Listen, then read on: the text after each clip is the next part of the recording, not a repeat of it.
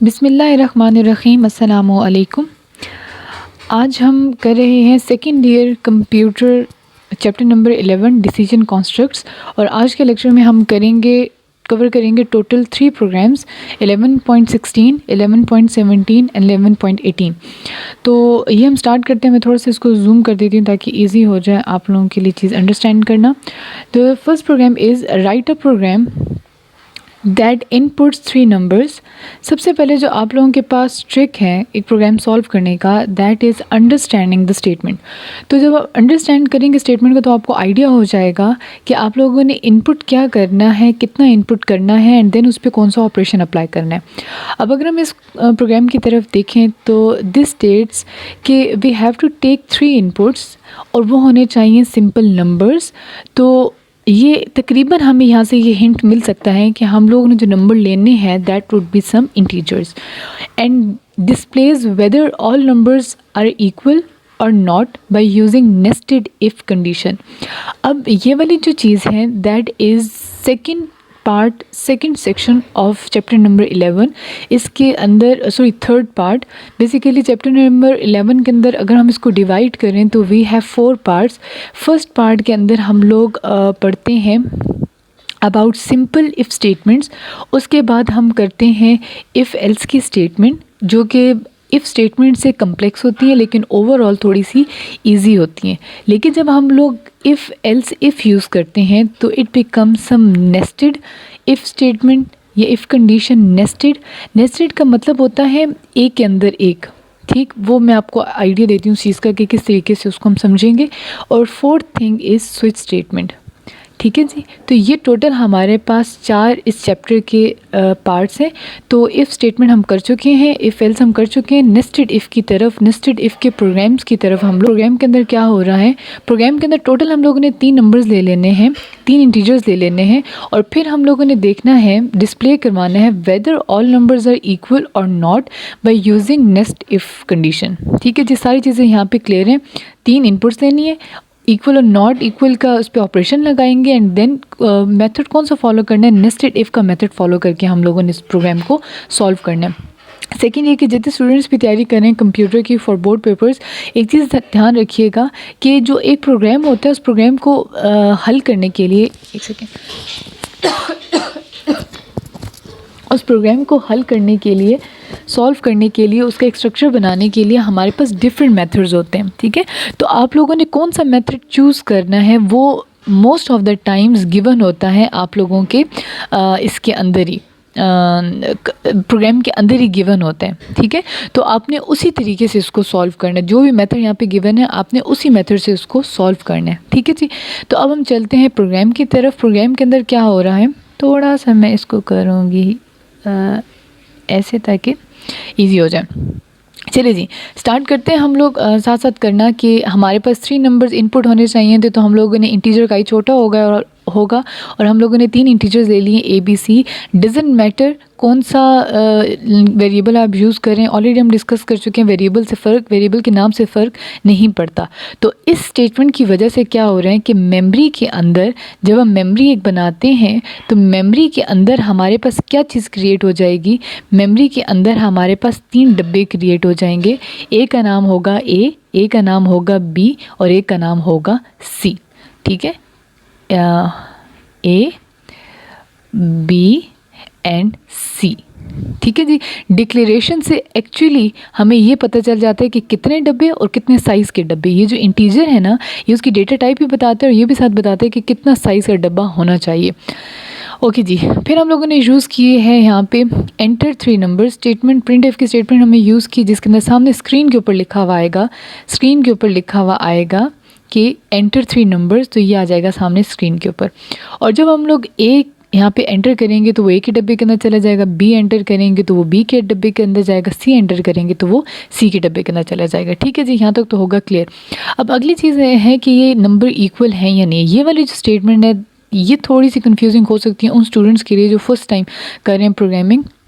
यहाँ पे आप लोगों ने बात ये समझनी है, ये चीज़ मैं ऑलरेडी आइडिया दे चुकी हूँ, इस चीज़ का मैं दोबारा एक्सप्लेन नहीं करूँगी, लास्ट लेक्चर में देख लीजिएगा इसमें और इसमें क्या फ़र्क है। ठीक है, ये 2 अलग चीज़ें। ठीक है, एक हमारे पास सिंगल असाइनमेंट ऑपरेटर होता है और एक हमारे पास होता है डबल असाइनमेंट ऑपरेटर, ठीक है। इन दोनों में फ़र्क है। जब हम लोगों ने कंपेयर करना होता है तो हम ये यूज़ करेंगे, ठीक है। क्योंकि हम लोगों ने इनकी वैल्यूज़ को कंपेयर करना है और बताना है कि तीनों नंबर्स इक्वल हैं या नहीं, तो इस वजह से हम क्या करेंगे कि हम लोग डबल असाइनमेंट ऑपरेटर यहाँ पे यूज़ करेंगे, ठीक है जी। अब हम देखेंगे कि ए और बी इक्वल हैं या नहीं है। अगर ए और बी इक्वल हों तो फिर ये अगली स्टेटमेंट एग्जीक्यूट होगी। अगर ए और बी ही इक्वल ना हो, मतलब ए और बी आप ए की वैल्यू बी की इक्वल ना हो, तो यहाँ से ये बग़ैर इसको एग्जीक्यूट किए बजाय कि ये एग्जीक्यूट हो, ये फ़ौरन यहाँ से एग्ज़िट करेगा और अपनी इफ़ की एल्स की स्टेटमेंट में चला जाएगा। मैं आपको इसकी एल्स की स्टेटमेंट भी दिखाती हूँ। ये देखें, ये कंप्लीट प्रोग्राम आ जाता है हमारे पास, ठीक है। तो जब हम लोग देखते हैं तो हम लोग ये कहते हैं कि अगर ये वाली इफ़ की कंडीशन ट्रू ना हुई, मतलब ए और बी की वैल्यू आपस में इक्वल ना हुई, तो वो यहाँ से जंप करेगा और यहाँ से जंप करके चला जाएगा बाय और वो कहेगा कि numbers are different, number equal नहीं है। लेकिन अगर ए की वैल्यू बी की इक्वल हुई तो वो नीचे इसकी बॉडी में मूव करेगा जहाँ पे एक और इफ़ की स्टेटमेंट है, और ये इफ़ की स्टेटमेंट ये कहती है कि ए की वैल्यू सी की इक्वल है, ठीक। इस वैल्यू से तो हमें ये पता चल गया कि ए बी की इक्वल है, और इस वैल्यू से हमें ये पता चल गया कि ए सी की भी इक्वल है। इट मीन्स कि तीनों नंबर आपस में क्या हो जाएंगे, इक्वल हो जाएंगे, ठीक है। एंड देन हम लोग बाद में बात करते हैं, लास्ट पे बात करते हैं इस इफ़ की स्टेटमेंट, एल्स की स्टेटमेंट को, तो वो आ जाती है यहाँ पे, ठीक है। अब जब हम लोगों ने, अभी इससे पहले हम लोगों ने बात की थी इफ़ एल्स इफ़ की, ये छोटी सी कन्फ्यूजन्स होती हैं स्टूडेंट्स को जो हो जाती हैं कि हम लोग अगर इफ़ एल्स एंड देन इसके साथ इफ़ स्टार्ट करें, ये सारा कुछ आप लोगों को पेपर के अंदर स्टेटमेंट के अंदर गिवन होगा कि आप लोगों ने कौन सी स्टेटमेंट यूज़ करनी है, ठीक है। अगर एग्जैक्टली नेस्टेड इफ़ लिखी हुई हो तो इट मीन्स कि आप लोगों ने इफ़ के अंदर इफ़ की स्टेटमेंट लगानी है, और इस इफ़ का एल्स इसके बाद में, और इस इफ़ का एल्स इसके बाद में आ जाएगा, ठीक है। तो जब हम लोग बात करते हैं चीज़ की, तो फिर हमारे पास दो इफ़ की स्टेटमेंट्स आई हैं ये, और इन दोनों के जो एल्सेस हैं वो आ जाएंगे नीचे, ठीक है जी। तो ये टोटल हमारे पास प्रोग्राम था जिसके अंदर हम लोगों ने सिंपली 3 इंटीजर्स को एंटर करवाया और उसके बाद देख लिया कि वो इक्वल हैं या नहीं है। डन। अब हम मूव करेंगे अगले प्रोग्राम की तरफ, that is 11.17. Write a program that inputs 3 numbers and displays the maximum number with logical operator. अब जी आप लोगों ने करना क्या है, 11.16 यहाँ पे पॉज कर दें वीडियो, 11.16 खुद से करें, अपने पास रजिस्टर पे अपने हाथ से लिखें, एक दफ़ा लॉजिक्स लगाएं, लॉजिक्स लग के तो ठीक मूव करें, वरना उसको दोबारा से सुने और दोबारा से उसको अटैम्प्ट करें, ठीक है जी। फिर आ जाते हैं 11.17. 11.17 के अंदर हमारे पास प्रोग्राम ये है, write a program that input 3 numbers and displays the maximum number with logical operator. अब लॉजिकल ऑपरेटर्स आप लोगों को पता होना चाहिए कि what is difference between logical operator and arithmetic operator. Logical और अर्थमेटिक ऑपरेटर में ये फ़र्क होता है कि जो अर्थमेटिक ऑपरेटर्स होते हैं वो होते हैं प्लस, माइनस, मल्टीप्लाई और डिवाइड, और लॉजिकल की जब हम बात करते हैं तो लॉजिकल ऑपरेटर्स होते हैं greater than, equals to, less than और इक्वल्स टू, और ये हमारे पास क्या होते हैं, लॉजिकल ऑपरेटर्स होते हैं, या ये वाले, ये सारे हमारे पास लॉजिकल ऑपरेटर्स होते हैं। तो अब हम लोगों ने लॉजिकल ऑपरेटर्स यूज़ करना है, इट मीन्स कि हम लोगों ने ये यूज़ करके ये बताना है कि displays the maximum number with logical operators. 3 numbers में से हम लोगों ने ये देखना है कि which one is maximum one, ठीक है। चलिए स्टार्ट करते हैं प्रोग्राम। जब हम स्टार्ट करते हैं प्रोग्राम की लॉजिक्स देख लीजिएगा, इसकी वजह से हमारे पास मेमोरी के अंदर बन जाएगा, वेट अ मिनट, इसकी वजह से हमारे पास इसकी वजह से हमारे पास मेमोरी में बन जाएगा 3 डब्बे बन जाएंगे, और 3 डब्बे जब यहाँ पे बनेंगे तो उसके अंदर हम लोग किस तरीके से उसको लिखेंगे, इस तरीके से A, B एंड C, ठीक। आगे से हम लोग नंबर ले लेने और इनके अंदर नंबर एंटर हो जाएंगे, स्कैन ऐप से उसके अंदर नंबर चले जाएंगे।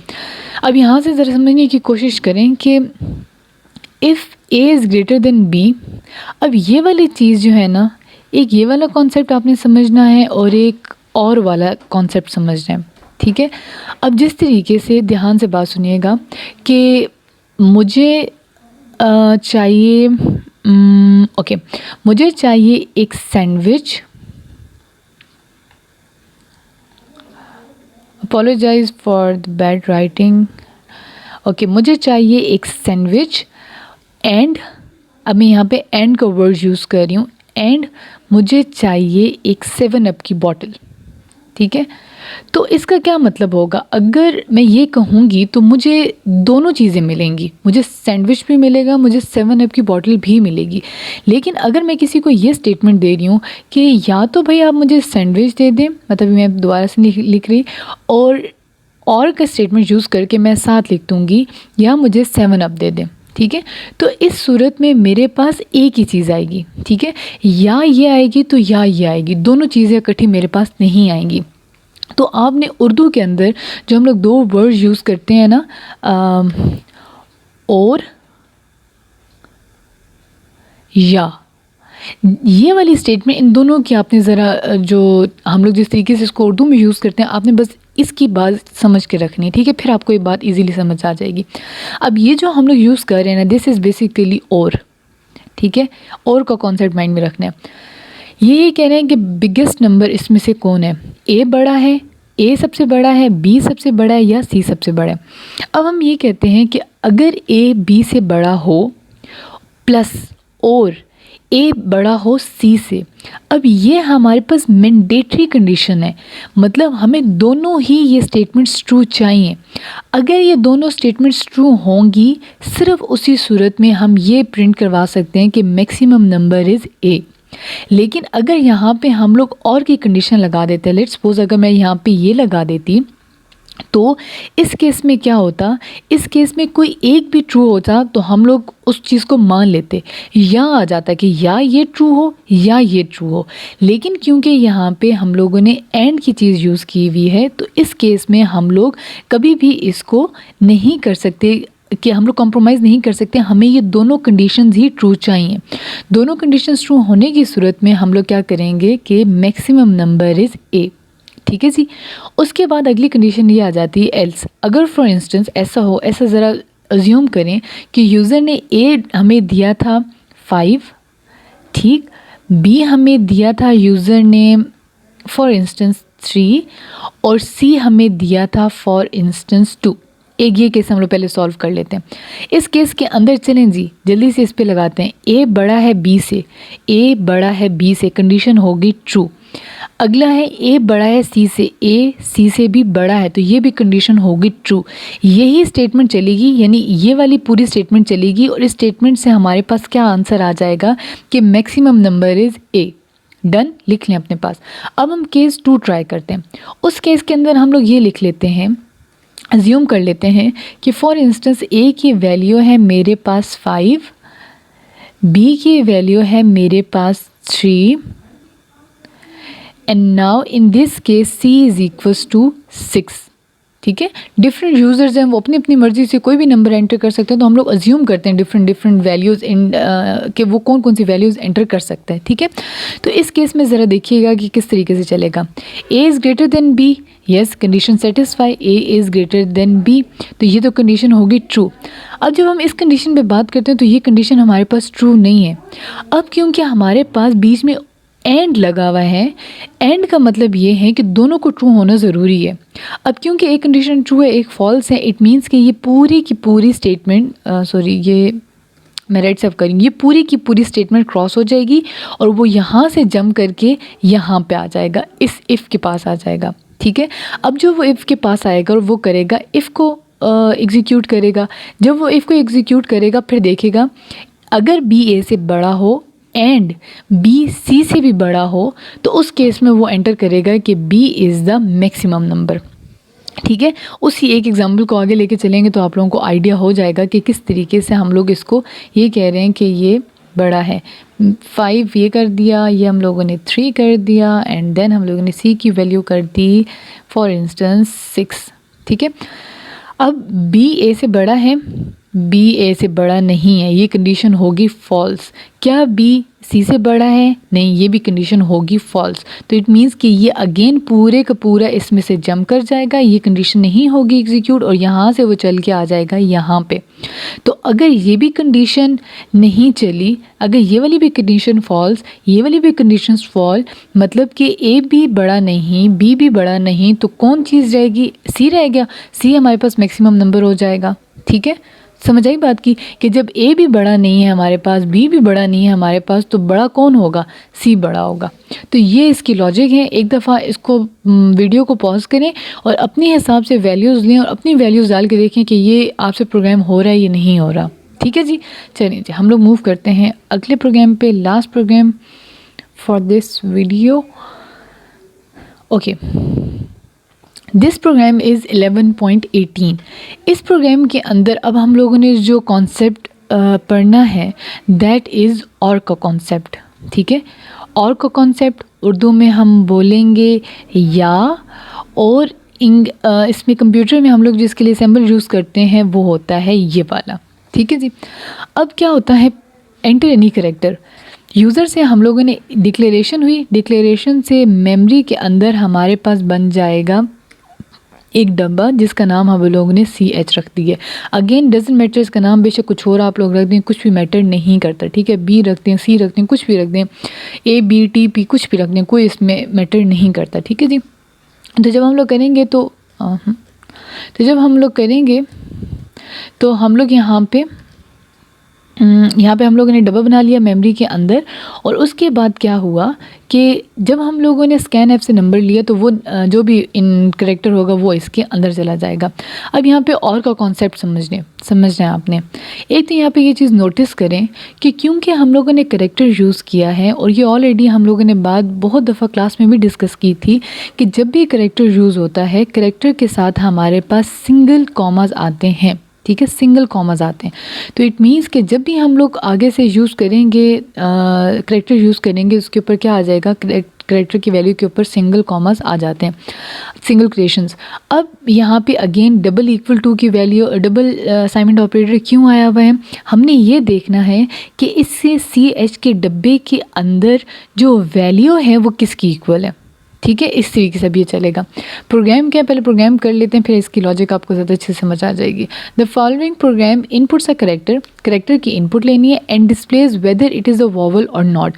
वॉवल का तो आपको आइडिया होगा, AEIOU में से अगर कोई वॉवल वो करेक्टर एंटर कर सकता है, वो A भी एंटर कर सकता है, वो Z भी एंटर कर सकता है, वो M भी एंटर कर सकता है, वो I भी एंटर कर सकता है। अब उसने जो भी एंटर किया है आपने ये बताना है कि उसका एंटर्ड जो करेक्टर है क्या वो वॉवल है या कॉन्सोनेंट है। अब हम कॉन्सोनेंट तो डायरेक्टली लिखेंगे, लेकिन हम ये बताएंगे कि वॉवल है या नहीं है। ठीक है जी, अब आप बताएं A वॉवल है कि नहीं है वॉवल, Z और M वॉवल्स नहीं है, और I वॉवल है हमारे पास। तो ये हमारा प्रोग्राम किस तरीके से करेगा, चलें ये देख लेते हैं।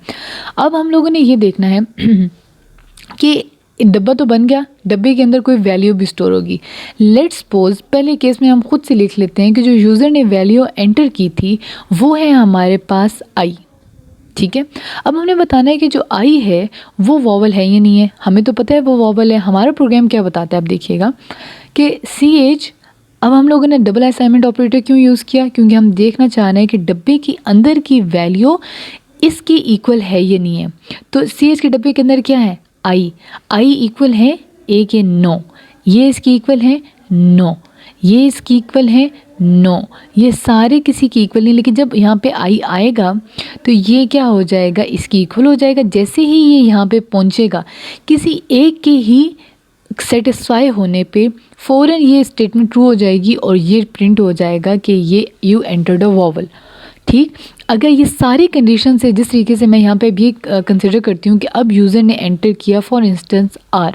ठीक, अब उसने एंटर किया R, वो सारे सब पे से गुजर के चला गया, इधर से गुजरा, इधर से गुजरा, सब पे से गुजर के चला गया, हत्ता कि वो यहाँ तक आ गया, उसको कहीं भी R नहीं मिला।